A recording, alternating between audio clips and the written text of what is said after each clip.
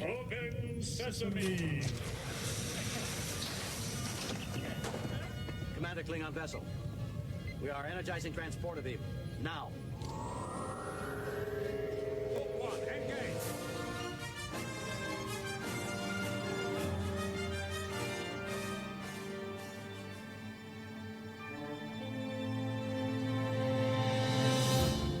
All right, hello, welcome everyone to Star Trek from the Holodeck.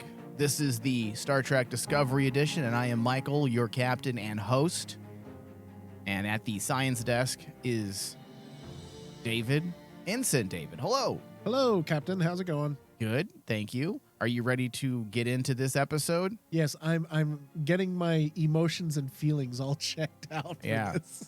I will just say right off the bat that this was a very, very strong episode of Discovery, and I don't want to just say Discovery. This is a great episode of Star Trek when you take into account everything that they were doing and working towards. I'm going to say that basically this episode of Discovery was my most surprising, and in a good way too, because like the type of themes that they were dealing with here. Mm-hmm.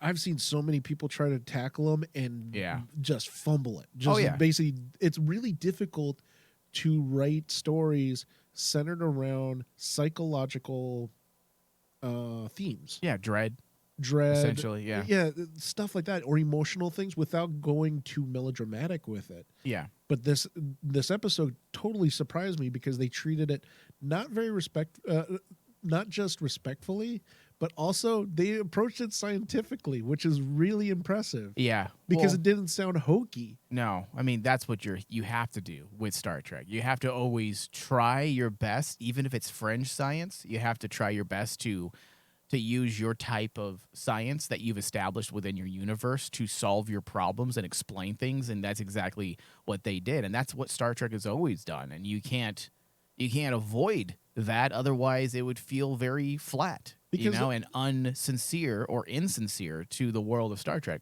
Because no matter what, at the end of the day, I've always noticed, especially with really great Star Trek stories, whether it's going all the way back to, the Guardians of Forever storyline, the greatest Star Trek story ever told, where it's very dramatic and it's very emotional. Talking about from the original series? Yeah. Yeah. But they tackle it with a sense of logic. Like, yes, this is a sad moment. Logic and rationale. Logic and rationale still comes through in the end. Yeah. And I was really surprised that this particular episode of Discovery, it could have veered into the trope that a lot of people make fun of Discovery, where everyone's crying on the ship. Right. But here, they approached it in the very end where it was like, oh, okay, you're approaching it seriously, it's not melodramatic, and you're throwing in the logic and reasoning behind it. Right.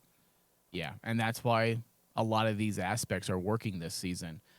So a few things, David, before we officially start.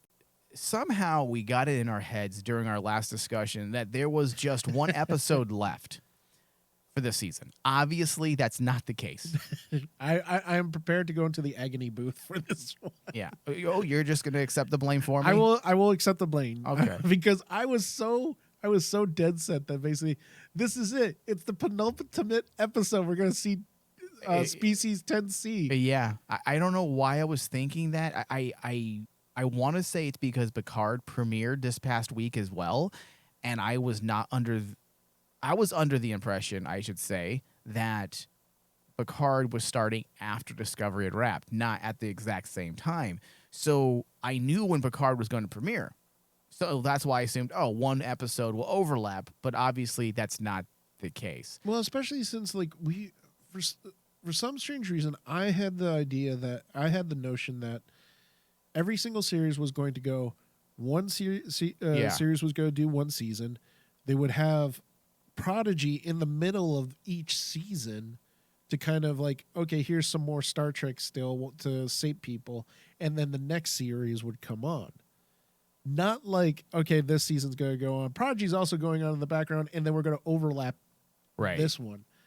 That's a lot to take in as a Star Trek fan. It is a lot, but I'm here for it. At least for a year. Let's see if I know I'll never get Star Trek out. Is that a word? I would never get exhausted or tired of Star Trek. That's just not going to happen.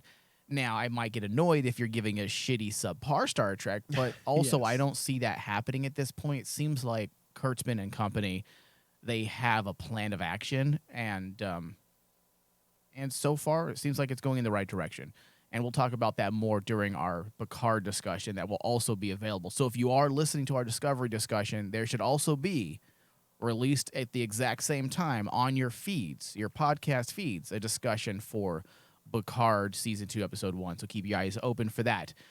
But, David, getting back to our confusion about last episode and this being the final episode coming up, I suppose that says a lot about this season, which is a good thing because the writing is consistent and tight so much more than previous seasons that we were going along with the notion that we were at the end. Yes. Because it felt like things were falling into place with our character development.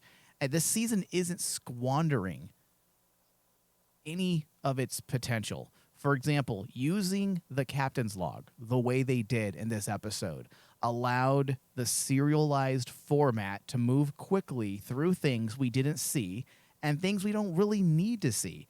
There are downsides to both serialized and episodic television formats.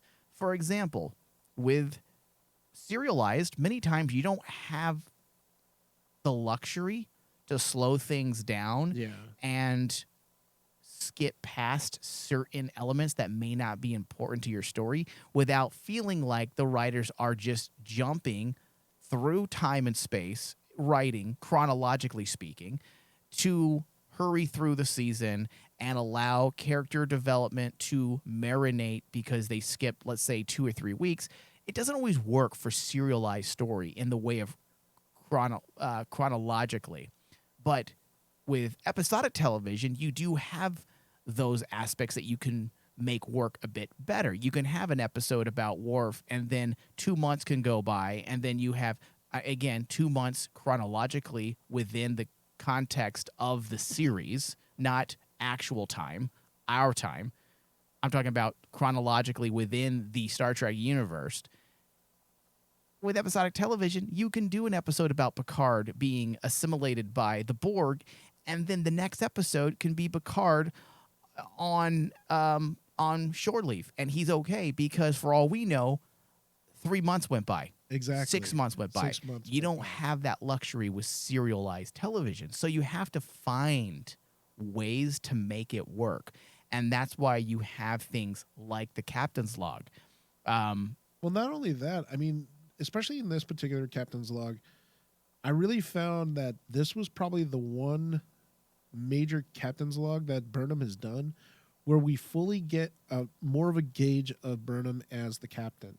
The one thing about captain's logs that I've always loved is, in a lot of ways, the captain's log is a chance for us to get a look into the mind of the captain.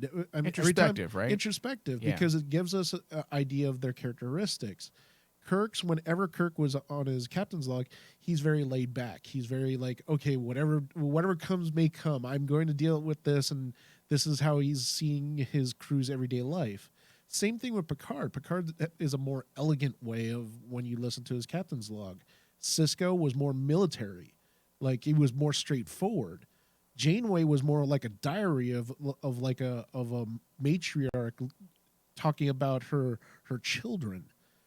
Burnham is actually, I'm finding her captain's log, especially in this beginning, more analyzing. It's more like it's like a therapist book, looking into the minds of her own crew, trying to figure out how are they thinking, how must they be dealing with this emotion problem, right? And that's like a therapist. It's very different from any of the other captain's log. And that's what I really liked about the way they began with it, because again, you're establishing Burnham as the captain. Well, and that's why I always say, when I talk about filmic conventions being used, these are filmic conventions. You're using, for example, the captain's log. Let me connect it to what you were saying, Dave. It's not just about progressing the plot. It definitely was in this episode.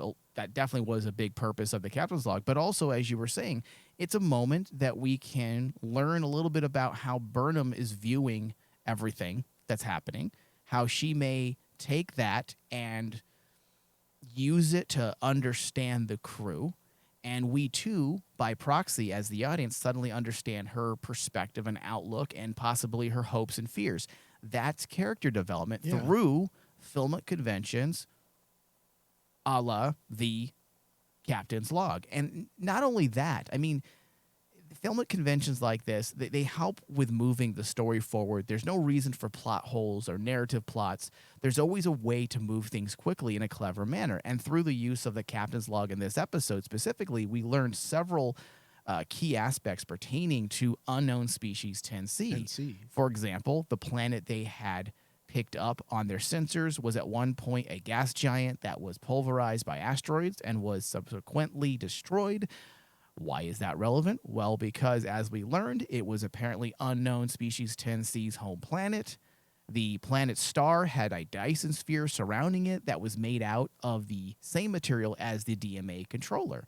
So these are things that were fleshed out through the captain's log that would otherwise either A, we would not get that information, or B, we would get it in a terrible moment of exposition, or C, we would have to waste another 2 episodes to find this information out. And obviously, when you're dealing with a very tight episode order like Discovery's dealing with, you don't really have that luxury to do that. So you have to find your moments to help a serialized story progress chronologically in the way of plot and narrative that works. And that's why the captain's log, to me, has always been one of the greatest tools when it comes to those writers, or for those writers in the Star Trek writing room.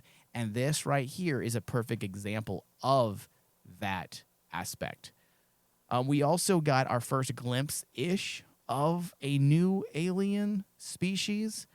Interestingly, these species live within layers of gas. Yeah, a giant species, too. Yeah, and they appear to be very big in size, based on the bones of the dead left on the planet, which was also pretty cool. So as we said, these aliens do indeed appear to be very different than most of the humanoid type aliens we see in Star Trek. That's something that you and I were talking about in great detail last episode. These creatures are even vastly different than, say, the Breen and the Tholians. I do not believe we've ever seen an alien species quite like this. Perhaps species 8472 is one of the stranger species to date. Probably that, or even like, the species that they ran into in the very first TNG episode, the one that basically they were building a colony into. Yeah. That species. Encounter at Farpoint. That species, you could probably say maybe that's the closest thing, especially with the size. Wasn't it like a jellyfish? Yeah, almost? It was a giant jellyfish. Yeah, that was cool. I love that. I mean, because why do we always got to go to the humanoid species? Which is something that, listen, later Star Trek, that's what they did. Unfortunately, Deep Space Nine did that. Voyager, they kind of got away from the craziness of potential alien species. TOS and TNG both delved into those and very rarely veered away from those odd alien species. So I'm glad that Discovery is going down that route, especially because you're dealing with unknown, uncharted territory. Yes. We need to see things that are relatively odd to us. Yeah, and that's the thing. That's the this past season for Discovery that I really have been enjoying is Discovery's not afraid now into going into alien concepts that us as Star Trek fans are probably not comfortable with. I know that there's a lot of Star Trek fans that don't like the idea of all these alien species that are not humanoid. Right. But in actuality, by Star Trek standards and science, it makes more sense that there's alien species out there that are so varied.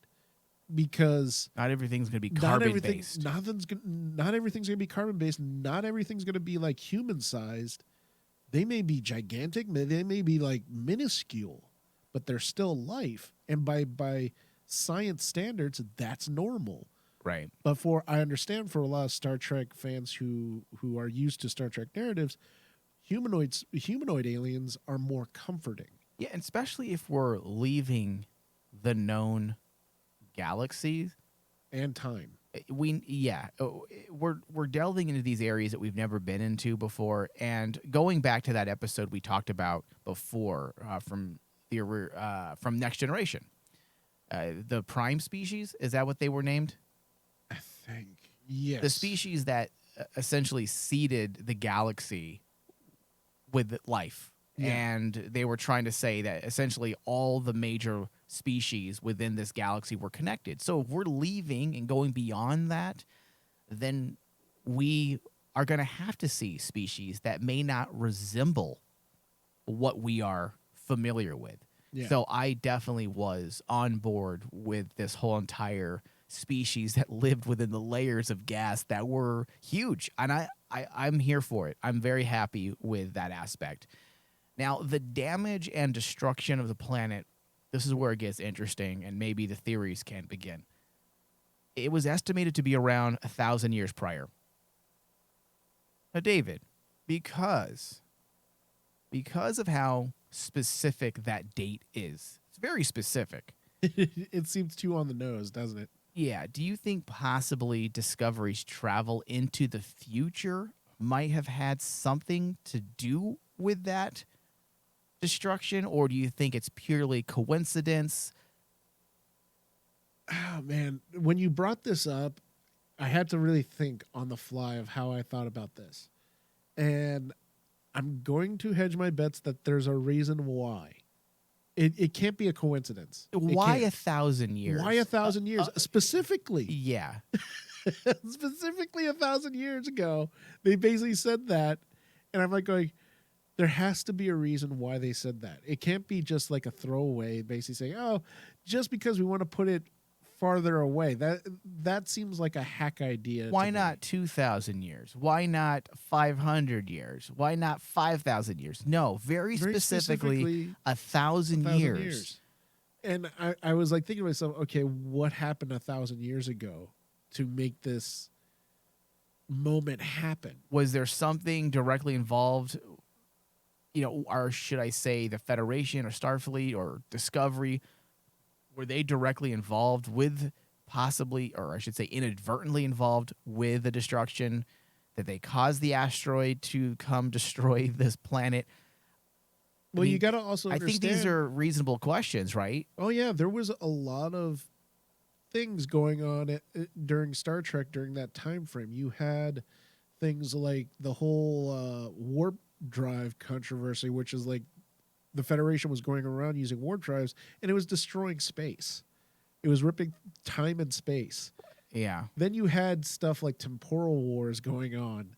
Oh, that's more destruction of time and space right there. Well, so it's like... That's why I'm wondering, are we dealing with a possible, issues of causality? Is there something that they did, cause and effect, that then affected them? When you look at the theme... Well, there's a lot of different themes going on this season, but let's look at the theme of destruction and empathy, and or I should say empathy as it pertains to ethics that they actually posed in this episode with the DMA. Like, are they aware of what they're doing? And if they are, do they even care? Do they even care? Perhaps they view what they are doing as inadvertent collateral damage, no different than what had happened to their planet caused by us. And maybe that's why, or when I say us, I'm meaning, of course, the Federation, not us specifically, the Federation. Are they viewing it as, you know what, this is just a byproduct of us mining? This is what we need to do, just like you did what you needed to do, and you destroyed us. You destroyed our home planet. I don't know if that's the direction they are going. It's purely hypothetical at this point. However, the 1,000 years seems very specific when you contrast it with the 1,000-year leap into the future. Yes. So we'll see where that goes. Now, David, this is where it gets really interesting for me, intellectually speaking.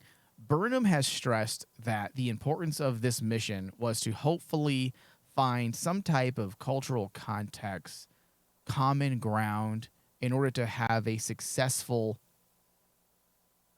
first contact. First contact, yeah. She said, in order to have a successful first contact, you need to understand something about the species. And Kovac's words about communication and the issues of the universal translator rang true in this episode because the Discovery, the away team figured out that unknown species 10C did in fact communicate very differently than humans. And that makes you go back and reevaluate what Kovac had said. That was essentially a joke that they brought a lot of attention to, being not very funny to everyone else unless you had an intellectual mind. You thought it was funny. But the fact that they had to bring that up, and then Burnham specifically says we need to find what they can understand in order to connect with them through some type of cultural context. And it turns out they communicate through a type of hydrocarbons. And this is, again, really cool. Essentially pheromones. Yeah. Now, this clued the crew in on a few things. Species 10C, though biologically different, experience an array of emotions that Burnham hopes will lead to a successful first contact. Now, all of this was great, David, in the way of cosmology and the bigger picture of Star Trek building out the world. But what is the episode actually saying?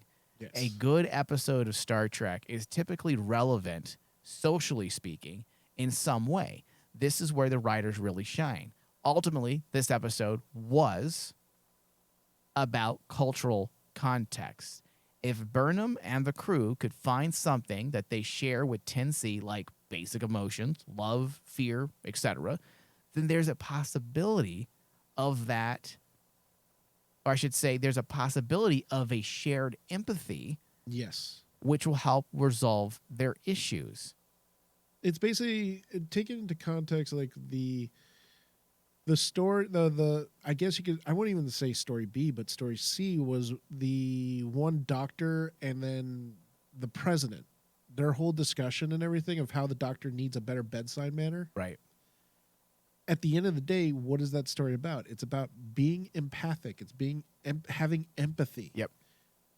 We understand that you have this point of view, but can you be empathic enough to be compassionate? Yes. And that's why I thought was brilliant was the story. The story itself throughout the entire episode was going great to the very end.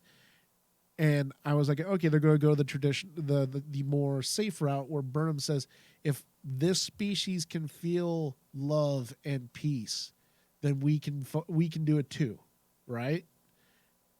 But I love the fact that the writers of Discovery went further and then had to add that bit of tension where they basically said, well, if they can feel this and they feel the fear and pain of them dying and their world dying, what's there to say that basically they don't care what's happening to us? Right. And that's, to me, the heart of the episode and the entire point of the episode in the way of the philosophical, like what the episode is trying to say. Obviously, you have the overt narrative in the story itself, which is always the simple surface level that most people can comprehend and take in. But if you look deeper within the subtext, you begin to realize that there's a much bigger message, which is typical of an episode of Star Trek.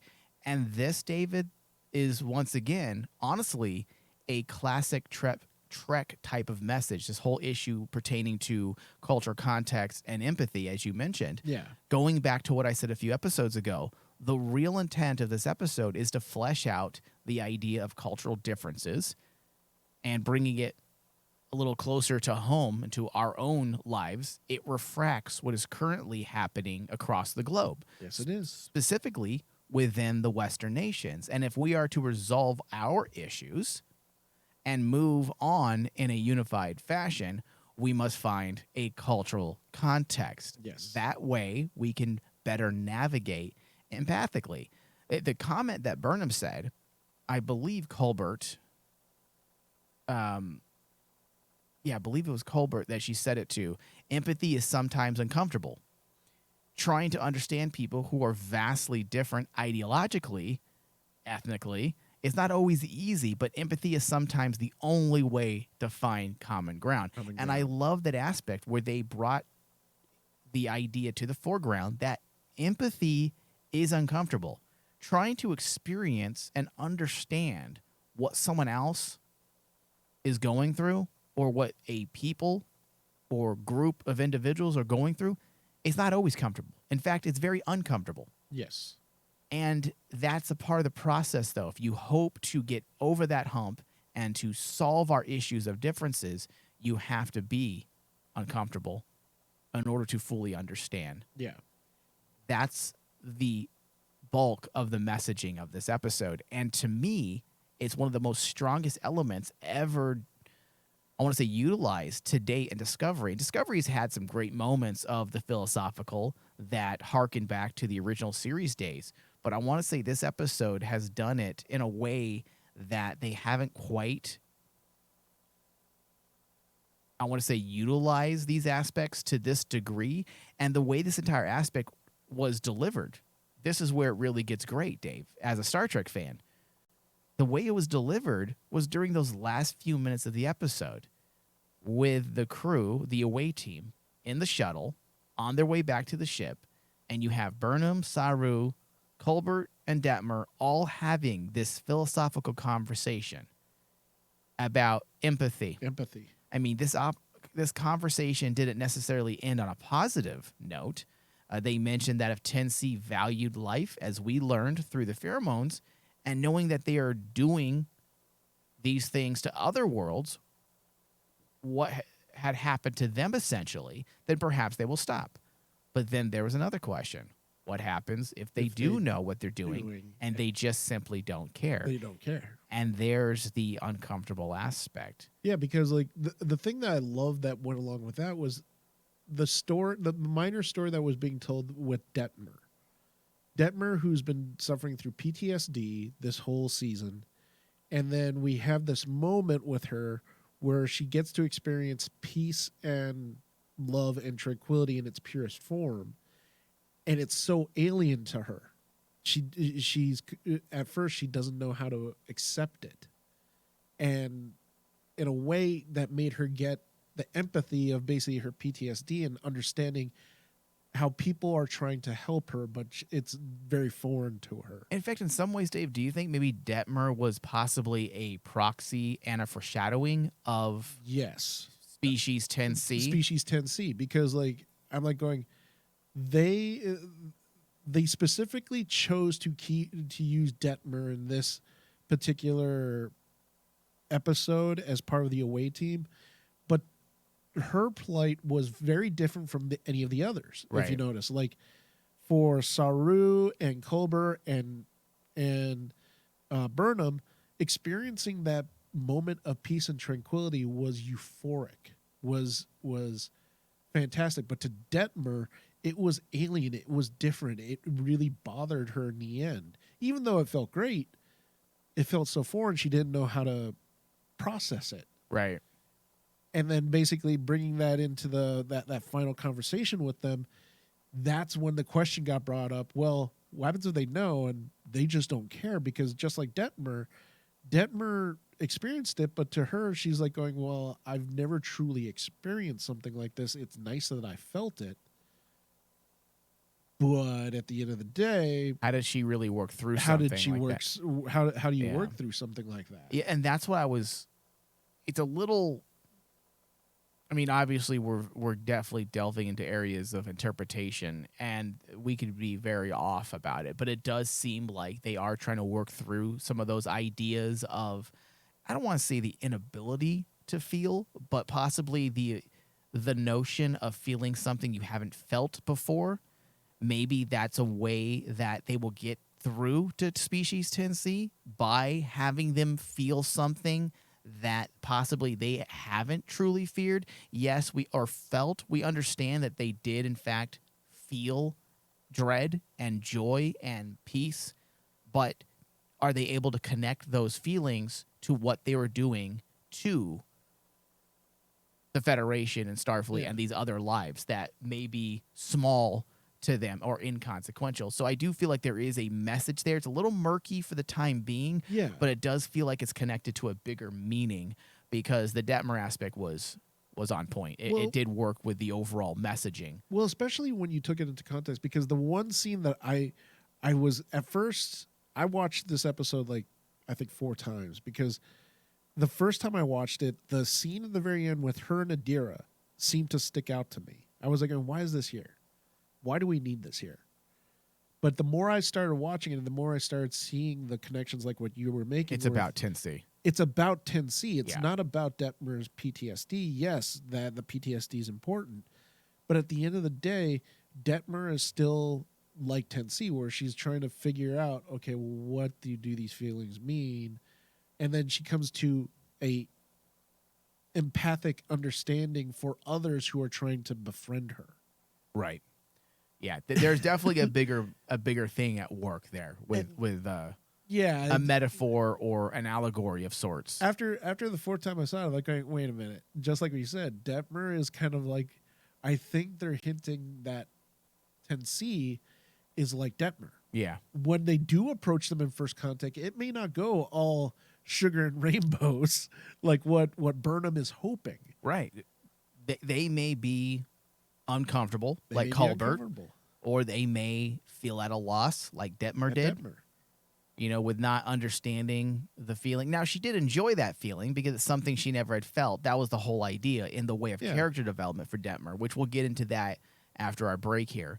But this whole aspect of fear, Dave, this is one of the interesting aspects as well of the episode, because it delves into the issues of fear and what causes people, I guess, what causes people to do what they do. 10C was terrified by their destruction. And that who much is wouldn't clear. be? Right. But so much so, they built an impenetrable shelter. They've isolated themselves. They cut themselves off. So now the writers are talking about isolationist cultures or societies. Yep. The dangers that come with isolationists sometimes manifest itself as a society that is unable to empathize with others because they're disconnected from other schools of thought. This fear is evident in how Booker, Tarka, and the general from Earth is acting as well. Yeah. So there's a lot of good things at work in this episode, and that's why, David, when I see people complaining about Discovery still, I'm like, are you watching? Are you actually watching the show, or are you living in the past? Are you living still with the mindset of the first season, which was a bit of a struggle bus? Or are you watching what they're doing now? Because what they're doing now is pretty fucking good. It is. And I think the problem that I see a lot of times with Star Trek fans is they start thinking, well, so-and-so wouldn't do this. So-and-so, blah, blah, blah, blah, blah. This character wouldn't do that. Well, what do people say, like, first impressions are hard to do over? Yeah. Is that the saying? Something like that? And I feel like they got the first impression was in the first season, and now they're refusing to see anything else. Well, the thing that amazes me, do you realize that we've gone through 4 seasons right now? And the biggest complaint that still rears its ugly head, which is hilarious because we haven't seen them, yeah. I constantly see memes and complaints about Klingons. And I'm like, we haven't even seen Klingons in like 3 seasons. in 3 seasons. 2 and seasons, I think. And yet fans still hold on to it. Yeah. And they basically say, well, this is my Star Trek because it's not my Klingons. I'm going, we haven't even seen Klingons in the past 3 seasons. Imagine if people, original series people did that with TNG, because the Klingons looked totally different than we had ever seen. Yeah. That I should say, they look totally different than anything we had ever seen at that point. Even when you look at the movie Klingons, with the ridges that were a little more mild, then suddenly you have Worf and TNG with these giant ridges. I mean, what if people did that? Oh, this isn't my Star Trek because it's different. Star Trek has always had some issues with the continuity of some of their species. It happens, unfortunately, when you're dealing with a franchise that's 50-plus years. It's the reason why Star Wars essentially retconned all of their unofficial stuff anyways, and then mapped out what is canon and what is not, so that people can understand moving forward, this is what we are abiding by. This is the Bible, essentially, of the world that we're going to be writing in. And the sad part is, it's to me when franchises do that, a franchise is essentially saying, we don't believe that you, as the audience, is smart enough Yeah. to get over this. And And we have to do this. There are some things you just have to shrug and just deal with it and realize that you're dealing with a 50-plus-year-old franchise and things are going to change unless you want them to completely retcon things so they can move forward. Look at the Trills. The Trills in TNG were completely different with the introduction of Dax and Deep Space Nine. Yes. It wasn't until Deep Space Nine they fully fleshed out certain things and, quite frankly, retconned elements from TNG. Yeah. So this isn't new. And when people want to chastise Kurtzman, chastise him about some of the less than stellar writing that we had earlier on. Yes. But these types of things like this, That's it's to silly. be expected when you're dealing with Star Trek. Yeah, It's it's not silly. ideal, but at the same time, you got to shrug and realize, well, this is what happens with a 50-plus-year-old franchise. It's going to happen. Yeah. All right, so get more from the Holodeck by pledging to our Patreon page. This year, we've got a wide variety of Star Trek content planned for Patreon subscribers, so you don't want to miss out. We have pre-shows, exclusive podcast episodes, like reviews on Star Trek novels, comic books. In fact, we are going to be covering the Mirror Universe here starting this month, the Mirror Universe War, published by IDW. And we also are going to be planning, or we are planning currently, a full discussion and breakdown on the recent audio drama that's inspired by the second season of Star Trek Picard. Fully cast. Jerry Ryan is part of the cast, and it's a Picard audio drama, which is actually pretty fucking cool. So we're going to get into that as well. And all of that will be available when you head over to patreon.com/RainmanDigital and pledge a minimum of $5 or more a month. And that will give you access to all of our shows, past and present. If we are to continue to broadcast and produce more episodes, we do need the assistance from the listeners. As I had said a couple weeks ago, I estimate that we will have over 40 new episodes this year between Picard, Discovery, Lower Decks, and Prodigy. All of this is free content, just from our regular feeds. And we can only do that if we hit certain Patreon subscribers. So if you want to keep on receiving that free content, help us out from the Patreon end and get even more content. Patreon.com/RainmanDigital. Okay, David, so let's talk about character development. Is there anything you want to add to the Detmer bit, or did you pretty much cover? I was the one thing I wanted to actually cover that I really liked about Detmer is it harkens back to an idea, the idea of Kirk, the whole idea that pain being like, like your whole life is driven because of a bad experience or bad feeling, like how Kirk was with, do not take away my pain. One of the greatest lines of all Don't time. take away my pain. That's what Yeah. makes me. Detmer, it's almost like, and I love the fact that they tied her PTSD to it, because especially nowadays when I look at people who deal with PTSD and mental trauma and stuff like that, a lot of people think that stuff, when you fix it, it goes away. That never goes away. It doesn't? It never goes away. And it almost becomes part of you, and it's about embracing that part of you. And with Detmer, when she was explaining it and trying to say that this is something that she's not going to let go of because it's part of her. And yeah, it's great that she got to experience this feeling, but it's so alien to her that she's like going, I can't comprehend it. And Yeah. and I loved it because it's like, if you were to throw Kirk in that spectrum, he'd be like going, this is, Right. I could not imagine this. I can't, because it's what my pain is, what drives me forward. It's my motivation. Yeah, and that's why, David, when you look at what they did with this episode, it is written extremely well because it's intent on doing a lot of things. Think about this, David. Okay, so it moved the plot forward, right? It fleshed out things that we needed to know about the world of Star Trek. It had a socio-political message, as we had just covered. But then we also have some really great character development all wrapped up into one episode. All the things they were doing socio-politically, also was about character development for Colbert, Adira, and Detmer, all of which was all connected under that message. Yeah. You had Detmer and the PTSD and how she dealt with it, is dealing with it. Then you have the moment where she experienced something she's never felt before through the pheromones of the species 10C. Then they connected Adira to that, which Adira, we've been a little light with Adira this season, surprisingly. So we learned a little bit about her own issues of self-confidence and wanting to be stronger and more fearless like Detmer. I thought that was a great moment. Colbert as well, tying in his own fears, the issues of 10C and how he feels, a sense of existentialism. It's all good, and it was all made possible through this singular story. That's not an easy task, Dave. No. It really isn't, and that's the type of things I really look for when I analyze episodes of television and movies. How many birds are you killing with one stone? Oh, yeah. Especially, like, the one thing I really liked that at first I was a little too wary of because it brought up so many questions about the character's background was Saru. Saru experiencing that fear. And automatically, when I first watched this, I'm going, wait a minute, he can't experience this. Right. Because his ganglia was taken away. However, when you think about the story thereafter, it's not about physiologically he's experiencing this.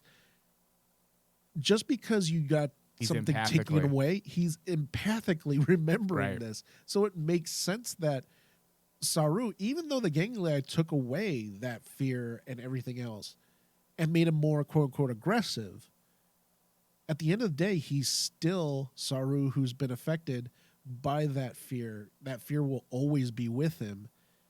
It won't show up, but it's still there. The memory of it is there. The memory of it is still there, and I liked that. That was actually when they went on to explain as they were standing around in the nursery, and Saru explains why he experienced the fear, because he remembered what it was like to be a prey species. Right.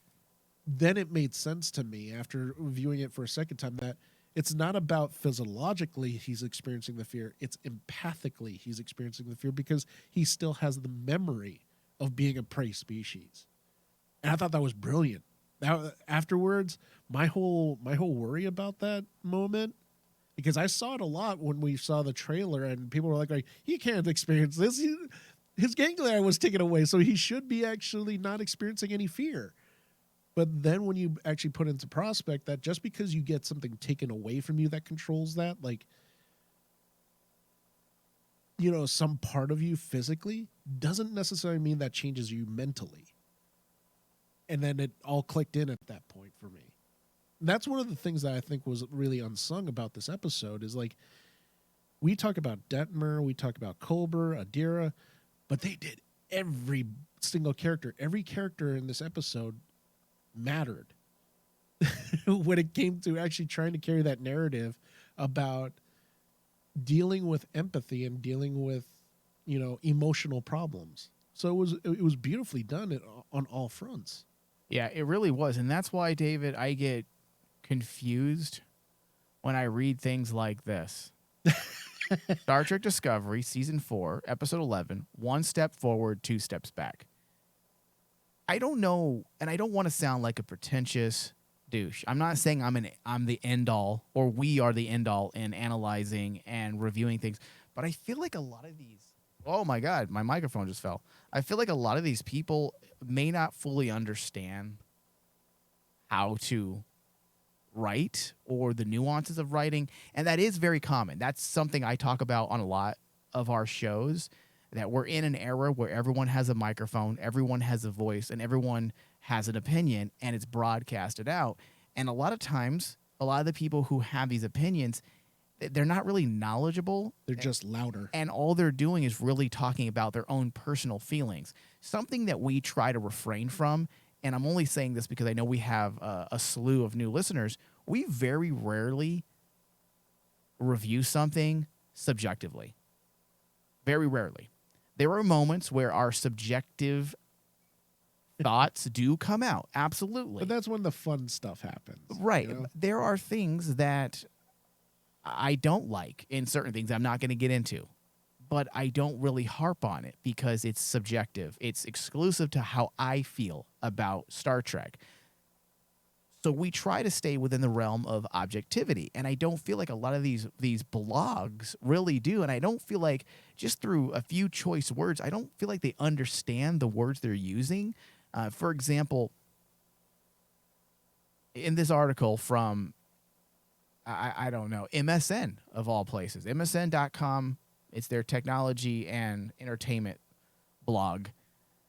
The writer writes, like Disco's previous casino excursion, it sucks so much narrative drive from the story arc that Navarre President Tarina's pre-mission remark, "I cannot express a greater need for urgency than what you already know," feels like some kind of joke.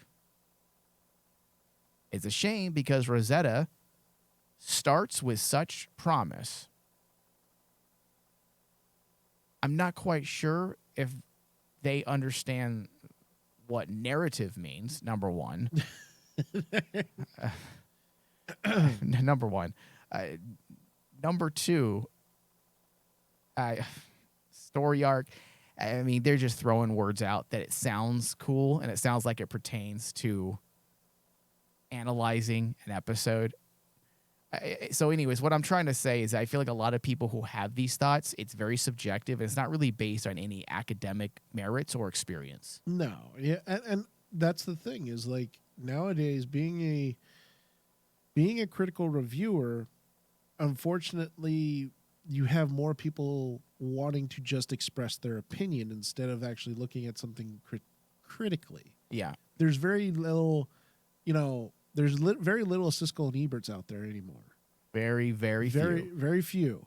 They're still out there, but the problem is when you have a bajillion other people thinking that I could just throw out my opinion out there and that's what the gospel is without any merit or without any true, honest thought, then all you just get is a bunch of chatter. And listen, your opinions matter when I'm talking to the people out there. Listen, your opinions do matter, but I feel like if you're going to be writing a review, you should probably stress that, in my opinion, this, and this is not working out. But when you start trying to sound analytical and you're throwing out words that you obviously don't understand how to use, it shows that you don't really understand how to break down or fully analyze an episode of television or movies. And this happens a lot. This isn't just, exclusive to Star Trek by any means. It's an epidemic because, as what I said at the beginning of this little diatribe here, we live in an era where everyone has a voice and they all think they know what they're talking about. And it frustrates me to no end when you have these types of people broadcasting all over the internet, and what you get is a bunch of negativity, ultimately, at the end of the day. Negativity solely based on your own subjective wants as opposed to objectivity. Yes.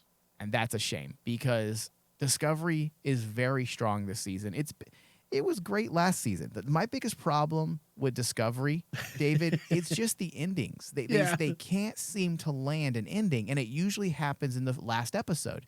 And you kind of roll your eyes and you kind of get frustrated. And you're like, what the fuck did you just do? But at the end of the day, when you really break down everything they've done, every season is getting stronger, which is on par with literally every Star Trek series we've had. Yeah. TNG didn't get good until the 4th season. Deep Space Nine struggled until the 4th season. Voyager, same thing, struggled until the 4th season. So with Discovery getting better each episode or each season, it's just on par. That sometimes with shows like Star Trek, it seems like it takes time for them to get their legs. Oh, easily. And the problem is the audience nowadays is not built for that. Because if you think about it, Enterprise failed, but honestly, by the end, it was getting good. It got really good by the season, I think it was 3 and 4. But because of the poor ratings at that point and no one was willing to give it a shot, it got canceled. Yeah. I'm happy nowadays because of that's one of the benefits of, like, in my opinion, the benefits of the streaming system nowadays, you won't see many things get canceled unless it is god awful. Unless it's basically the reception was like, tomato throwing awful. And Discovery is not tomato throwing awful. Was the first season rough? Yes. Second season pulled it up. Third season, just like what you said. I mean, it was going good until you got to the very end. And then you got to the cry of the child. And then you felt rushed at that point. And that's why the next 2 episodes, which it's the last 2 episodes, right? I want to make sure. Yeah. So the next we have one, 2 more episodes. So the next one is the penultimate episode. Yeah. I'm hoping that the penultimate episode is going to start landing the mark, because they set up such a really great story right now. And I don't want them to veer into the writing trope of, okay, we're at the very end, let's just toss it at the wall and see what happens. Because what happens is it was the cry of a child that destroyed the universe. No, don't do that. Well, and that's why I'm hoping, Dave, even though we were totally off about, when the episode or when the season's ending, I still am sticking to my original thoughts about it. We don't need to wrap it up. Bring closure to the immediate arc, to the immediate myth arc. Bring the narrative itself to a conclusion with all the needed character arcs that were also started this season, which last episode they started bringing them to a close already. But it doesn't mean you need to wrap up the immediate threat, which is 10C. Yeah. You can still have a type of closure to your season. Just look at all the mini seasons of TNG and Deep Space Nine, specifically Deep Space Nine, because they were serial for the most part. Look at how they ended their shows. They didn't resolve the issue with the Dominion. They didn't resolve the issues of the Maquis at the end of the season. No, it took time. They worked through the immediate threats and brought finesse and closure to that. But the bulk of the threat remained open-ended. And I'm okay with if they do that with Discovery. In fact, I hope they do, because I feel like the issue pertaining to 10C is very big. It's gearing up that way, especially since while I'm rooting for the Discovery crew, the actual story that I'm really getting interested in is seeing how this is going to end is Book's, Tarka's, and the Generals. Because now at this point, the General, because they legitimately have a gripe at 10C, because all they're really the goal for them is now not about revenge. The goal for them is now trying to protect everyone from that type of power. Right. Which in this episode, I'm like going, okay, you changed the motivation of how I view Book and Tarka, going at it as they're going at this for revenge. Now it's about, they're legitimately saying, hey, we understand you want to do this diplomatically. Their plan B. Their plan B. Yeah. What happens if 10C doesn't care? Right. Okay. That means you have no other plan. Yeah, and that's why I feel like at the end of the day, now that I see where we're going in the direction, I don't feel like Tarka and Book, they have to have a point at this juncture in the series. They have to have a point, because the original idea was, hey, they're going to go out and create some conflict to give us a little bit of melodrama between Book and Burnham. But now we see that it's going in a very different direction. And in order for their story to make sense, they're going to have to play a part. And that kind of makes you wonder, when you really start analyzing this, whether or not 10C, or I should say, it makes you wonder or think of the best way to phrase this. It makes you think that 10C is going to be diabolical as fuck. Diabolical? Yeah. Now, David, bringing us to an end here, because we got to close out today's show. I have a theory. Is it tinfoil theory? No. It's 50-50 here. No, it's just a story theory. It's not like... It's not like me where I basically... No. Okay, so let's say they do wrap up, because at this point it's 50-50. Will they wrap up the threat of 10C? Possibly. But I have a feeling, based on what they said at the beginning of the episode, if you remember, Dave, TV shows, as I've always said, they don't just say stuff for no reason. And there has to be a reason why you chose to say a certain thing at that moment in the show. So let's go back to the beginning of the season.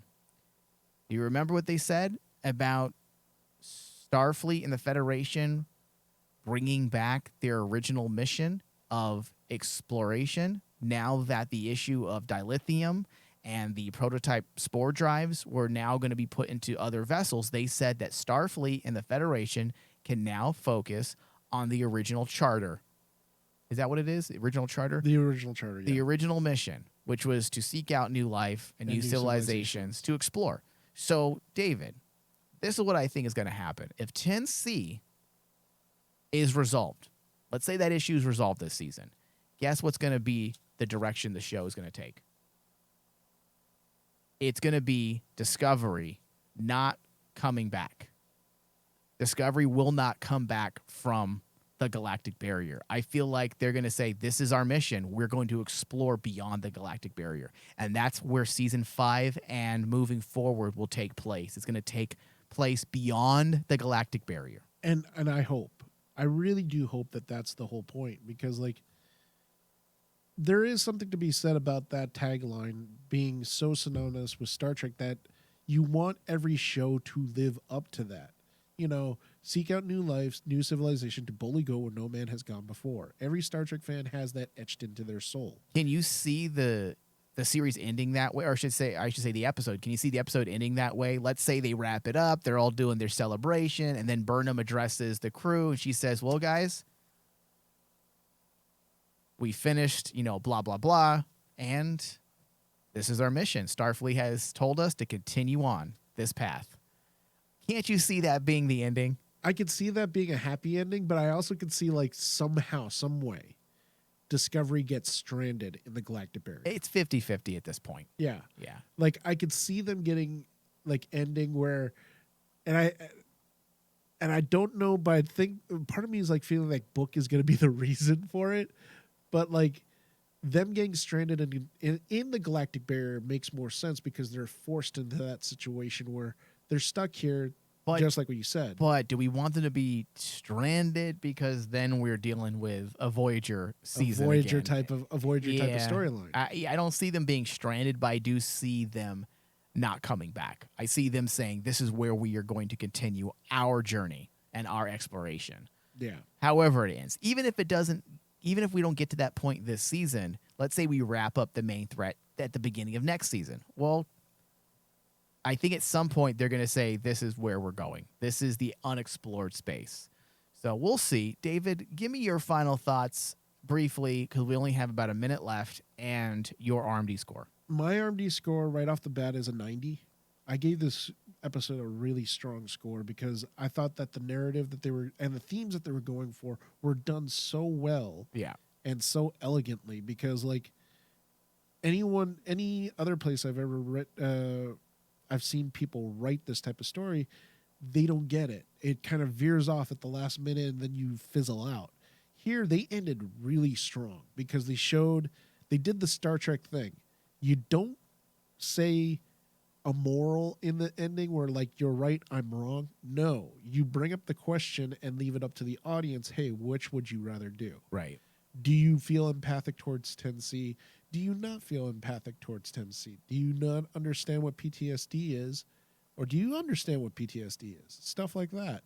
And you leave it up to the audience. And I thought that this, out of the whole season so far, I thought this episode is probably the most Star Trek episode to me. That's my opinion, is like, it's the most Star Trek Discovery felt this entire season. Yeah, I think that's fair. All right, Dave, I'm going to give this episode a 92%.